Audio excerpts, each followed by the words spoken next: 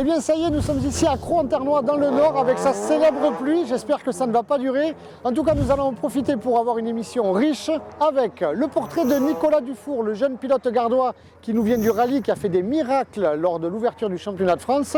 Ensuite, nous aurons le tour de piste dans la Mustang Uni-Royale piloté par notre ami irlandais David Egan. Nous irons bien sûr aussi faire le point sur les qualifications, les battles, un reportage sur le drift qui se pratique en famille. Et puis tout de suite, sans plus attendre, c'est le résumé de l'épreuve d'ouverture à Bordeaux à Mérignac, c'était le mois dernier. Les pilotes s'en sont donnés à cœur joie pour le lancement de cette saison 2015 sur le circuit GTRS à Bordeaux-Mérignac. Et lors des qualifications, c'est David Meunier qui a réalisé l'exploit en prenant la première place. Alors c'est vrai qu'il était passé sur le sec et ses concurrents majeurs sur le mouillé, mais c'est une super performance de David Meunier. J'ai beaucoup travaillé sur la voiture, sur le châssis, sur le réglage personnel aussi, pour pouvoir apprendre ma voiture. Et je pense que ça a beaucoup servi quand même. Lors des battles, le spectacle a été vraiment de toute beauté. Benjamin Boulbès l'emporte sur David Meunier pour la troisième marche. Du coup, David Meunier se retrouve au pied du podium. Lui qui était allé au Japon s'inspirer cet hiver de cet art japonais. En finale, Nicolas Dufour, BMW blanche, est opposé à Antoine Amar sur la S13 noire.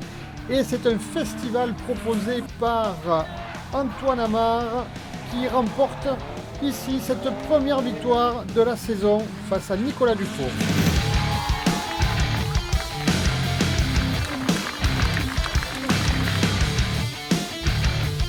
On a eu un temps de pluie hier à la fin des qualifications. Ce matin, la piste était détrempée, donc le top 32 a été difficile et on obtient une belle deuxième place. Donc on est très satisfait du premier week-end de cette année 2015. J'avais l'ambition de faire bien.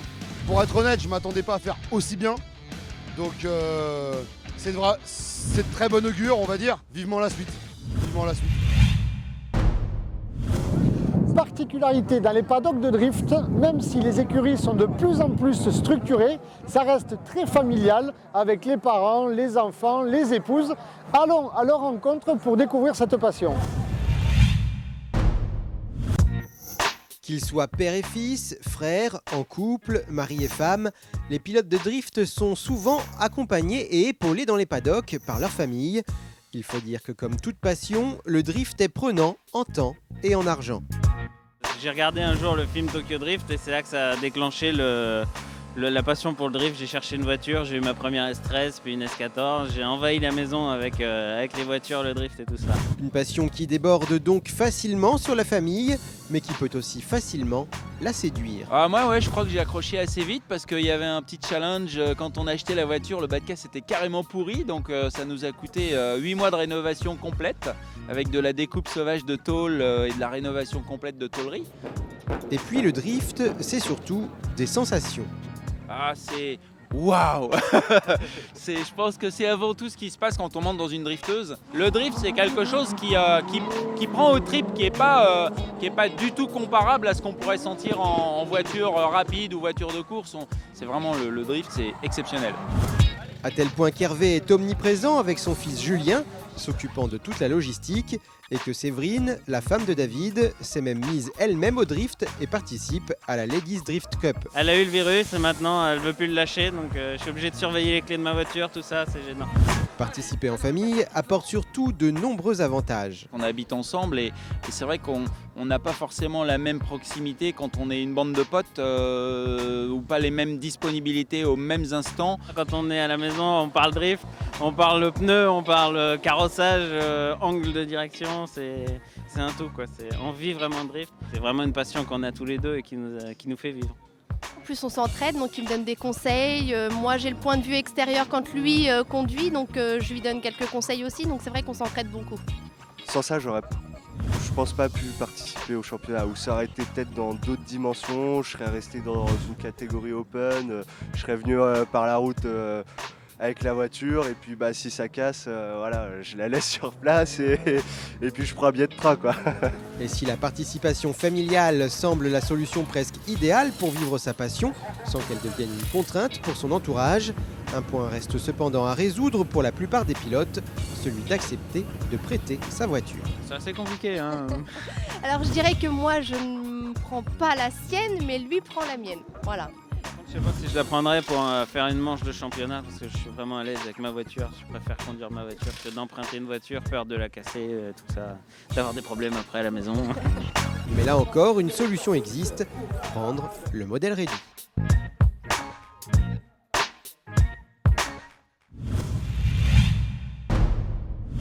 La BMW E30 blanche qui se situe juste derrière moi a surpris son monde à Bordeaux lors de l'ouverture du championnat de France de drift 2015. À son volant, Nicolas Dufour, un jeune pilote gardois qui vient du rallye.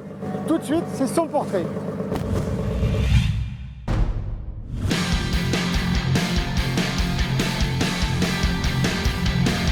Son pilotage pointu, régulier et efficace, Nicolas Dufour le peaufine depuis son plus jeune âge, celui où certains en sont encore à l'apprentissage du vélo. J'ai commencé très tôt, à l'âge de 8 ans, j'ai débuté sur une Fiat 126 qui était une voiture avec un moteur central propulsion. Nicolas se découvre alors une passion pour le pilotage bien particulier des propulsions.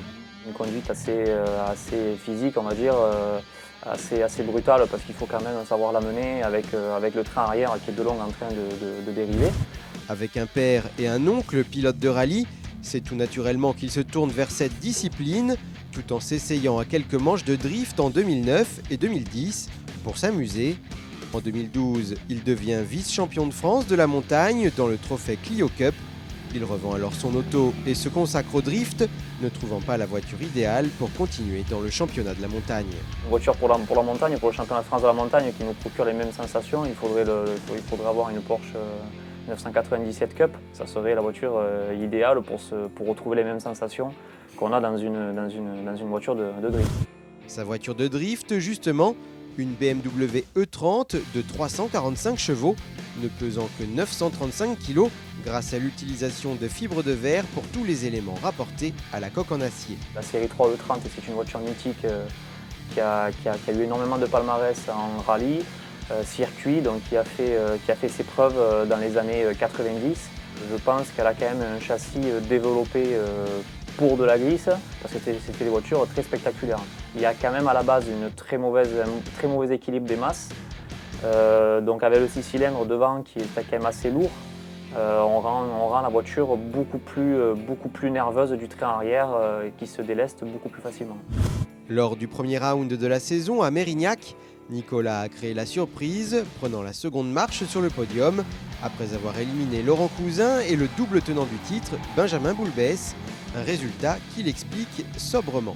Donc déjà, la voiture, oui, elle est au point par rapport à l'an dernier, par rapport à la saison 2014. Et c'est surtout que j'ai quand même passé, on va dire, 1200 heures sur la voiture donc en conception. Et je commençais à languir de rouler, donc voilà, c'est aussi ça. Et puis le feeling dans la voiture, on s'est très bien passé. Confiant, Nicolas tentera de confirmer ce résultat dès ce week-end.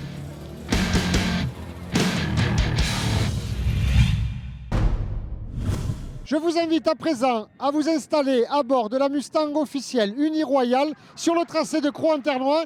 David Egan, notre ami irlandais, se régale à son volant. Profitez-en bien vous aussi. Allez, top départ donné par Rémi sur cette ligne droite, longue ligne droite à Crans-en-Ternois. Première, seconde, troisième. Attention, le déclenchement, un peu plus de 100 km/h au frein à main pour David Egan, notre ami irlandais. Le clip intérieur numéro 1, juste sur votre gauche, c'est ici. On enchaîne, long gauche pour le clip extérieur numéro 2. Juste au niveau du pare-choc arrière, transition, clip numéro 3, c'est ici. Attention, dernier virage, irlandais concentré, la ligne d'arrivée au niveau des drapeaux best drive. Et voilà un run parfait pour David.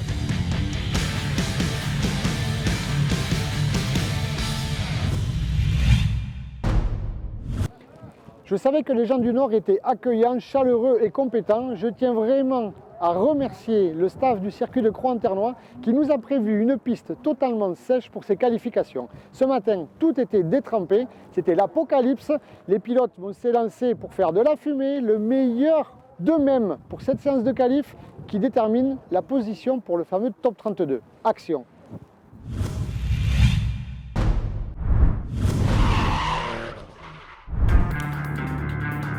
Début des qualifications ici sur le circuit de Crans-en-Ternois le samedi à 15h00. Les pilotes vont en zone de chauffe pour mettre en température les pneumatiques, les fluides et leurs moteurs. Et c'est ensuite parti pour 2 passages non consécutifs pour l'ensemble des pilotes. Je vous rappelle qu'ils sont notés par les juges au nombre de 3 sur l'angle de dérapage, la vitesse d'exécution, la précision par rapport aux clipping points qui sont sur la piste.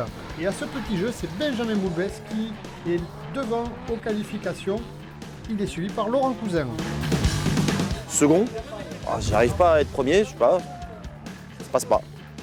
On vient de m'expliquer que c'est à l'entrée, je perds de l'angle. Donc on va essayer de réparer cette erreur.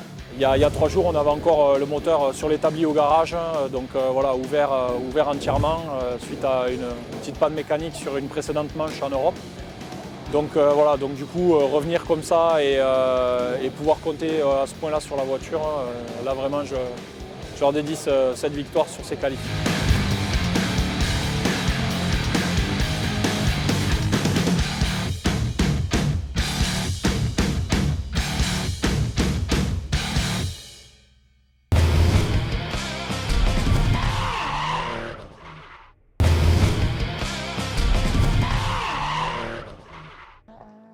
Les pilotes ont fini de s'amuser, les choses sérieuses ont commencé déjà avec les qualifications. Maintenant, place au top 32. Ça s'annonce très serré. Le niveau est incroyablement élevé ici à Crans-en-Ternois. On va se régaler. Les images, c'est maintenant.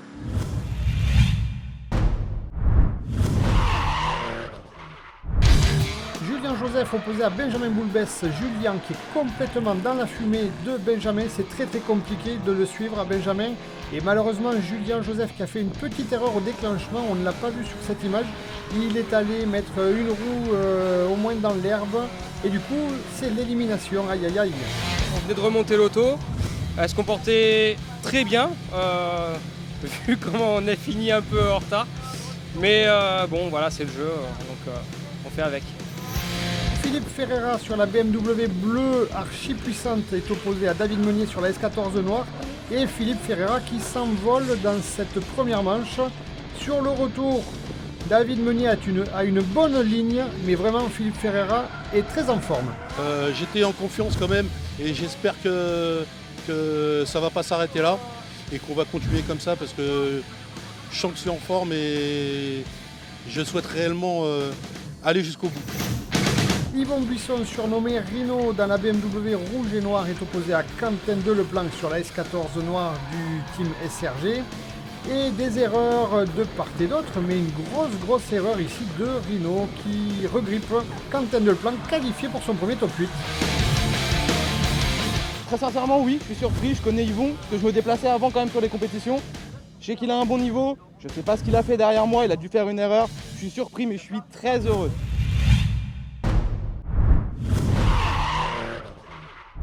Top 8 avec Benjamin Boulbès, leader, qui déclenche bien dans la zone d'attaque demandée par les juges entre les 2 lignes blanches. La ligne parfaite des 2 concurrents avec les clipping points GS27 que vous pouvez voir sur votre écran.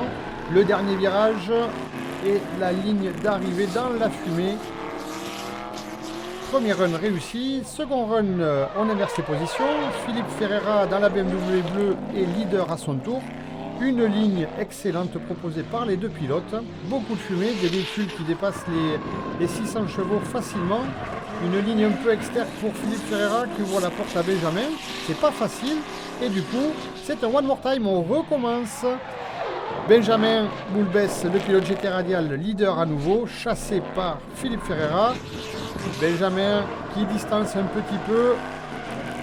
C'est très dur de suivre Benjamin Boulbès avec toute cette fumée. Philippe Ferreira, une belle attaque. Le clip numéro 1, c'est validé. Le clip numéro 2 aussi. Benjamin qui est très proche. Je pense que c'est cet élément qui va lui donner la victoire. Car Benjamin est qualifié pour la suite. Deux pilotes du team Street Racing Garage avec les mêmes décorations s'affrontent sur la piste. Antoine Amar, le vainqueur de Bordeaux, face à Quentin Delplanque. Ah là là, qui fait une erreur ici, c'est quasiment le tête à queue. La ligne d'Antoine est parfaite. Il assure un 10-0 pour ce premier run. À son tour, Quentin est leader. Belle attaque. Antoine Amar à l'attaque, comme d'habitude. Attention, attention à ne pas se faire surprendre. Quentin Delplanque un peu plus lent. La ligne n'est vraiment pas celle demandée par les juges. Et du coup, Antoine revient à la portière, c'est la qualification. Raphaël Zanato pilote cette magnifique Camaro The Speed Shop, suivi par Romain Soukas, le pilote bordelais dans la BMW Orange. Raphaël Zanato qui a une bonne ligne mais qui est très large ici, ce qui surprend un peu Romain Soukas qui le double alors que c'est formellement interdit. C'est malheureusement un 10-0 sur ce premier run. Romain Soukas à son tour leader. Peut-être que Raphaël Zanato est au courant de l'erreur de Romain. Il n'attaque pas trop, il revient. Et c'est finalement Raphaël Zanato qui est qualifié pour la suite.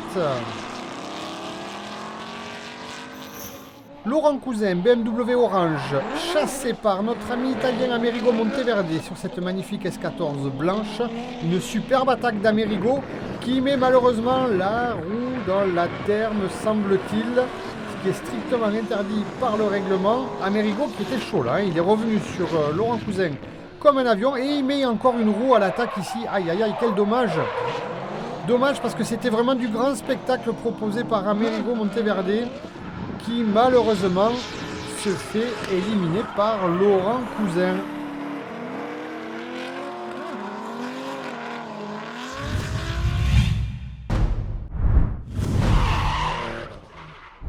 Benjamin Boulbès, BMW blanche et rouge GT Radial contre Antoine Amar, Team SRG, la S13 noire. Nous avons là sous les yeux les meilleurs pilotes de cette journée à Croix-en-Ternois, la première demi-finale.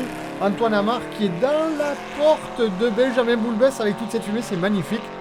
Oh là là, superbe spectacle. Antoine Amar chassé à son tour maintenant par Benjamin Boulbès qui ne va pas se laisser faire comme ça à mon avis. Une transition très rapide pour Benjamin Boulbès. Peut-être un poil plus d'angle. Alors les juges nous disent one more time, on recommence. Forte attaque de Benjamin Boulbès, beaucoup d'angles de la part de Benjamin.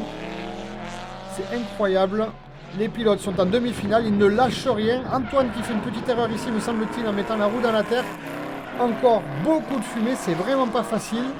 Quel spectacle! Oh là là là, c'est vraiment magnifique. Grosse entrée d'Antoine Amar. Et toujours Benjamin Boulbès qui est collé lui aussi. Je peux vous dire qu'avec un spectacle comme ça, comment ne pas aimer le drift? C'est un vrai régal. Alors il semble que Benjamin ait mis une roue à l'intérieur. On recommence, il y a des erreurs de part et d'autre, disent les juges. Chacun leur tour. On va connaître peut-être le vainqueur de cette battle pour aller à la grande finale. Il aura fallu analyser la télémétrie, regarder plusieurs fois les vidéos avant de désigner un vainqueur. Et finalement, après 3 battles et 2 one more time, c'est Antoine Amar qui file en finale. Benjamin défendra sa place pour la 3e marche. Laurent Cousin, BMW Orange, chassé par la Camaro de Raphaël Zanato. Deux styles différents. Laurent Cousin qui motrice vraiment très très fort. On le voit s'échapper malgré ses 800 chevaux et toute cette fumée. Raphaël Zanato chassé maintenant par la BMW Orange de Laurent Cousin. Alors Raphaël qui loupe malheureusement ce premier clip, il va perdre des points. Sur la transition, Laurent revient très très bien. Il se rapproche très vite, il motrice très très fort et c'est Laurent Cousin qui passe pour la grande finale là.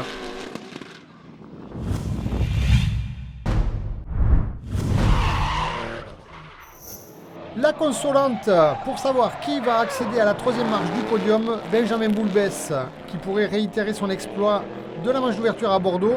Leader contre Raphaël Zanato, les pilotes s'apprécient. Beaucoup de vitesse pour Benjamin Boulbès qui sort loin devant dans cette courbe d'arrivée. Raphaël Zanato à son tour à l'attaque, chassé par Benjamin. La ligne est bonne, toujours Raphaël un peu large malgré tout sur ce premier clip. La transition pour le dernier clip et Benjamin Boulbès qui est là. Coucou, je suis dans ta porte. Doit-il lui dire Benjamin Boulbès vainqueur?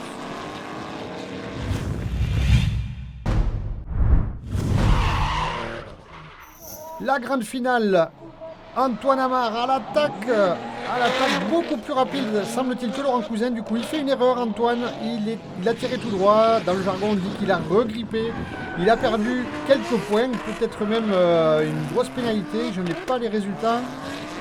Laurent Cousin qui a une ligne parfaite, grosse entrée d'Antoine Amar, oh là là, grosse entrée, hein. C'est ce qu'on appelle limite un backward, il a la ligne, il a l'angle, est-ce qu'il a la vitesse? Oui, il arrive même à distancer un peu Laurent Cousin. Beaucoup de fumée, beaucoup de spectacle et le grand vainqueur de cette manche de Croix-en-Ternois. Le grand vainqueur, Laurent Cousin face à Antoine Amar, les pilotes qui se félicitent. Premier Cousin, deuxième Amar, troisième Boulbès et quatrième malheureux au pied du podium, Raphaël Zanato. Donc voilà, donc ça fait 2 rounds de podium, forcément on est quand même dans le haut du classement et puis voilà, et puis il va falloir continuer à aller chercher encore les points sur les rounds à venir. Non, pas inquiet, on est toujours, voilà, il faut trouver toujours le juste milieu, quoi. Pas inquiet, mais il faut faire le job, être attentif et puis voilà, et puis pas se laisser aller, quoi. Le sentiment ce soir, c'est un bon sentiment parce que la voiture marche vraiment bien. Je me sens vraiment bien avec la voiture. Du coup, on arrive à donner notre maximum, ça se voit sur la piste. La team est contente, les sponsors sont contents, je suis content, mes parents sont contents, ma femme est contente. Très bien, je suis heureux. Il a une petite roue qui est sortie dans la terre. Là, voilà la différence. Ce que j'ai fait à Bordeaux. Voilà, chacun son tour. On est loin de la finale, hein, donc je vais l'aborder un peu plus sereinement, mais voilà, je suis prêt. Eh bien ça y est, malheureusement le week-end s'achève.